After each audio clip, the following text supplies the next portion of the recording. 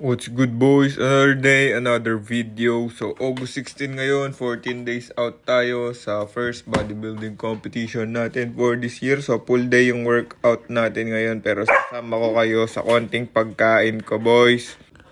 So ayan, first meal of the day, yung protein pancake or protein cake. So ISO HD yung ginamit ko ngayon. Yung kulay pink na yan is pink salt kasi pre-workout ngayon para magkaroon tayo ng pump, magandang blood flow sa muscle natin, boys. So maganda yung salt or sodium kapag ka nilalagay sa pre-workout. High sodium pre-workout para pumunta nga yung tubig sa muscle, boy, yung intracellular water sa muscle. Ayun si Boss Neg lumabas sa kwarto. So 5:58 pa lang nakaalis ng bahay. Tapos ayan, ito na, andito na tayo sa gym. Full day nga tayo ngayon. Nakikita nyo kanina, nag-bicep workout ako dun sa intro.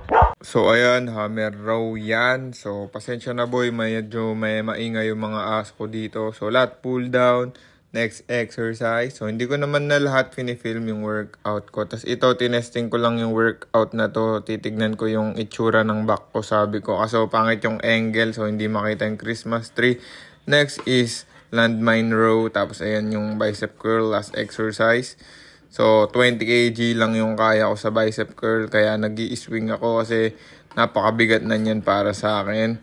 So yun lang yung full day natin. Tapos ayun na si Boss Neg, hinatid ko na siya dun sa sakayan. Pero pinabalik niya ako maya-maya kasi nakalimutan yung mga phone niya. Tapos ayun yung post-workout meal ko, green french fries, tsaka eggs and potatoes. Sinasawsaw ko sa suka na may paminta.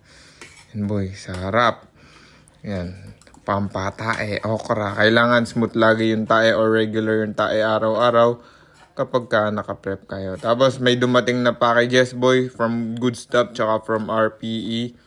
So ayan, napa-order ako bigla sa Good Stuff boy kahapon kasi naka-payday sale sila. Nag-i-scroll ako sa TikTok tapos naka-live tapos umorder ako ng creatine, whale creatine. So ayan, ina-unbox ko boy.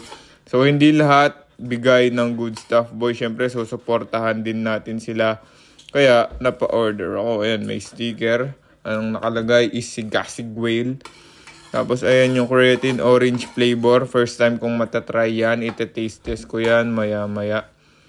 Ano boy? Orange flavor creatine. Tapos ite-taste test ko na. Naka-creatine na ako kanina pero mag-creatine ulit ako para matikman ko boy. Ang sarap. Ang orange.